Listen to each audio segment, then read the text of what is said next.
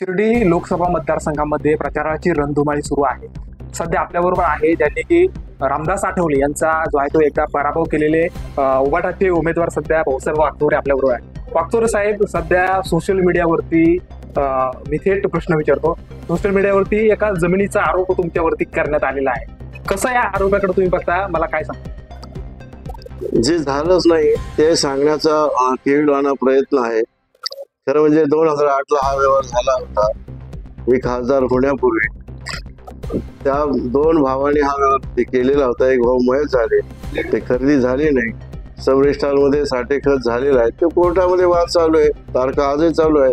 अशी न्यायप्रविष्ट बाब असलेली गोष्ट गेली अनेक वर्षामध्ये कधी चर्चेला आणली नाही. ती आणण्याचा केविलवाना प्रयत्न. प्रकरण नक्की कधीच आहे आणि ते इतक्या दिवसानंतर नक्की समोर कसा जाणीव? आज त्यांच्याजवळ माझ्यासाठी बोलण्याचे काहीच मुद्दे नाही आहेत, परंतु निवडणुकीच्या या तोंडावर मला बदनाम करण्यासाठी, जनतेमध्ये मन विचलित करण्यासाठी केलेला हा फसवा प्रयोग आहे. साहेब, मी थेट विचारतो की किती मतांनी आपला विजय होईल, काय वाटतं? लाखो मतांनी. ते लाख मी आता सांगत नाही, लाखो मतांनी. सध्या तुमची सगळी टीम फिरते, सोशल मीडियावरती देखील तुम्ही ऍक्टिव्हपणे काम करत असताना मला दिसतंय. तुमचे अनेक प्लॅटफॉर्मवरती तुम्ही सध्या तरुणांना दिसतायत. काय नक्की आव्हान करावं सगळ्या तरुणांना? मी मागच्या वेळेला देखील आणि आजही देखील जी भूमिका घेऊन आलेला आहे जनतेसमोर, आपला माणूस आपल्यासाठी, आणि आपला माणूस आपल्यासाठी, आपल्या मायभूमीसाठी, मतदारांसाठी, कामाचा माणूस, आपला माणूस, या सर्व भूमिका मी वठवलेल्या आहे आणि त्याच भूमिकेतून मी आज जगतो आहे.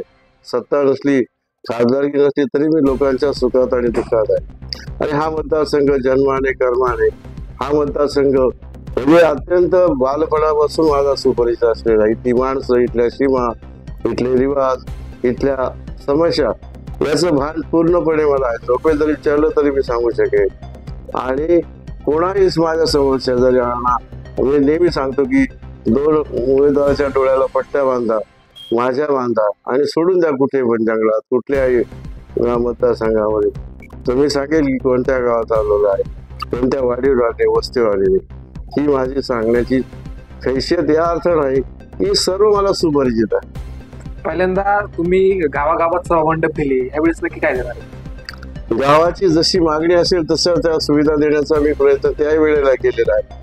खासदारनिशी कसा असतो, खासदारनिशी दाखवणारा, गावात पाऊल ठेवणारा, गावाला भेटणारा पहिला खासदार म्हणून माझी जी स्वातंत्र्याची ओळख जनतेने ओळखली, त्याची परिस्थिती आलेली आहे. गेली 10 वर्ष या मतदारसंघाला जे खासदार लाभले, निष्क्रिय खासदार की जे गावाला भेटले नाही, दिसले नाही, गावात कामही केले नाहीत आणि आजही देखील अनेक गावामध्ये कामं केल्याचं कामगाव करतात, पण ऍक्च्युअल त्यांनी डिक्लेअर केल्या यादीमधल्या गावांना ऍक्च्युअल पैसेच गेले नाहीत, कामं झाले नाही, अशा प्रकारचं देखील चित्र आहे. ते एकीकडे सध्याचे आजी खासदार मानतायत की मी निवडणुकीसाठी खूप मोठं काम केले, निधी आणलाय. आदरणीय बाळासाहेब थोरातांनी सांगितलेलं की त्यांनी 1 रुपया आणलेलं दाखवावं, अशा प्रकारचं जे आव्हान केलं त्यामध्ये सारं आलेलं आहे. या माणसाने काहीच केलं नाही, फक्त कांगावा, भूलभुलाया करायचा प्रयोग आणि प्रयत्न केला. ते मागच्या वेळेला यशस्वी झाले. आता जनतेनं त्यांना पूर्ण आता घेरलेला आहे, पूर्णपणे ओळखलेला आहे. अजून देखील असं सांगण्यात येत आहे की जो प्रचाराचा जो आता टप्पा सुरू आहे त्यामध्ये असं सांगितलं जातं की धनुष्यबाण चिन्ह हे आता उद्धव ठाकरेंचं जे असा देखील प्रचार होतोय, त्याला तुम्ही नक्की आता हे चिन्ह? अनेक प्रयोग ते करणार, खूप अजून 13 तारखेपर्यंत त्यांचे प्रयोग चालू राहणार आहे.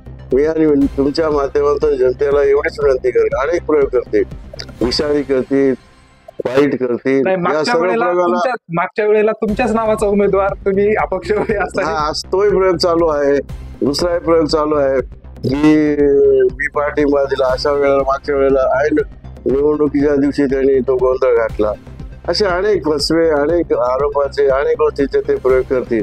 पण जनता त्यांना आता जनतेनं ओळखलेलं आहे आणि जनता आता त्यांच्या या सांगण्याला, त्यांच्या कृतीला निश्चितपणे आता दुजोरा देणार नाही, उलट निषेध करतील. आपल्या संगमनेर अकोले तालुक्यामध्ये बऱ्यापैकी आपलं वर्चस्व मला पाहायला मिळते. वर्चस्व म्हणण्यापेक्षा एक लोकप्रियता तुमची आहे. मला असं विचारायचं की तिकडे श्रीरामपूर असेल, राहाता असेल, कोपरगाव असेल, इकडं कसा नक्की प्रचार सुरू आहे आणि तिकडं लोकांच्या प्रतिक्रिया तुम्हाला भेटल्यानंतर कशा मिळतात? जन्मापासून मी सांगितलेलं आहे की मी जनतेमध्येच आहे. कोणती प्रशासकीय सेवेत असेल, कामकाजाच्या स्वरूपात असेल, सुखात दुःखात असेल, अकोल्यापासून, अकोल्याच्या साम्राटपासून तर नेवासाच्या तेलकुट गावापर्यंत मी जनतेमध्येच आहे, जनतेमध्येच वावरतो आहे. आणि जनता मला जनतेला पूर्णपणे ओळखलेलं आहे. खासदार म्हणून तर जनतेमध्ये 24 तास होतो, तदनंतरही होतो, आज देखील आहे. त्यावर जनतेला माहित आहे की हा आपला माणूस आहे. माझ्या आपल्या माणसाची भूमिका त्यांना पटलेली आहे. त्यामुळं आजही पूर्ण मतदारसंघामध्ये माझ्यावर जनता प्रेम करते आहे. जी पद्धतीने अकोला संगमनेरला प्रेम करते, त्याच पद्धतीने नेवासा, श्रीरामपूर, कोपरगाव, राहत्याला देखील जनता प्रेम करते. साहेब, माझा शेवटचा प्रश्न, सध्या वंचित बहुजन आघाडी जी आहे तिला कोणाची ताकद, अदृश्य शक्ती त्यांच्या मागे आहे असं वाटतंय? निश्चितपणानं जिथे जिथे प्रबळ उमेदवार आहेत तिथे जाणीवपूर्वक हे प्रबळ उमेदवारांना ची मतं खाण्यासाठी वंचितचे उमेदवार उभे केलेले आहेत आणि त्यांना रसद देखील पुरवलेली आहे. आणि वंचितच्या उमेदवारांना ज्या पद्धतीने उभं केलं आहे ती प्रक्रिया देखील त्याच पद्धतीनं आपल्या समोर येते आहे की मागच्या वेळेला जे घडलं तेच या वेळेला घडवायचा प्रयोग आहे. पण आता जनतेने ओळखलेला आहे ही भाजपची बी टीम आहे आणि आपलं मत जर वंचितच्या आघाडीच्या उमेदवाराला तर ते मत भाजपला जाणार आहे. अशा प्रकारची भूमिका आता जनतेमध्ये झालेली आहे. त्यामुळे आता वंचित आघाडीच्या उमेदवाराला जनता मतं देणार नाही आणि फसणार नाही. साहेब, एक प्रश्न न राहून विचारावं की नाही, मी पण त्या संभ्रमात आहे. सदाशिव लोखंडेंना जवळपास माझ्या मते उद्धव ठाकरे यांनी 2 वेळा संधी दिली. आता तुम्हाला परत संधी दिल्यानंतर तुम्ही म्हणजे फुटणार नाही असं काही होणार नाही का? फुटायचा काय प्रश्न नाही. फुटणं हा विषयच येणार नाही. कारण ज्या घरामध्ये मी खासदार त्याच घरामध्ये मी परत आले. पुन्हा खासदार झाल्यानंतर मी अनुभव घेतलाय 10 वर्ष काय होतं ते. आणि मगाशी थोडा साहेबांनी सांगितलेलं आहे की ज्या घरामध्ये माणसाला आनंद आहे, त्या घरामध्ये सुख आहे, समाधान आहे, ते घर माणूस कशाला असेल. राऊत साहेबांनी दुपारच्या सभेमध्ये एक वक्तव्य केलं होतं की एकता जीव सदाशिव आता हा शिर्डीमध्ये आपल्याला दिसेल, याबद्दल काय सांग? एकता जीव सदाशिव आता हे मुंबईलाच पार्सल जाणार आहे, त्यामुळे तिथं त्यांना ते व्यतीत केलेलं चांगलं राहील. शेवटचा प्रश्न, सगळे प्रेक्षक बघतायत, काय आव्हान करा? मी विनंती करेल की आपला माणूस आपल्यासाठी हीच भूमिका घेऊन मी आज तुमच्या समोर उभा आहे. येत्या 13 तारखेला मी घातलेल्या लोकसभेच्या निवडणुकीमध्ये माझं जे चिन्ह आहे, मी उभाटा उद्धव बाळासाहेब ठाकरे यांच्या सेनेकडून उभा आहे. माझं चिन्ह मशाल आहे आणि ही मशाल खऱ्या अर्थानं भविष्यासाठी, उद्याच्या पुनर्जीवित जीवनासाठी, आपल्या सर्वांच्या सर्वांगीण विकासासाठी ही मशाल उपयोगी ठरणार आहे. म्हणून या मशालीला आपण मदत करा. या मशालीवर उभी असले मला निवडून द्या आणि मशालीच्या चिन्हाचं बटन दाबा. अशा प्रकारची विनंती मी सर्व तमाम बांधवांना करीन, तमाम मतदार बांधवांना. नक्कीच पुन्हा एकदा तुम्ही खासदार म्हणून तुमचा मुलाखत घेण्याचा योग यावा अशी अपेक्षा मी बाळगतो. तुम्हाला तुमच्या वाटचालीसाठी खूप खूप शुभेच्छा देतो. ठेवते.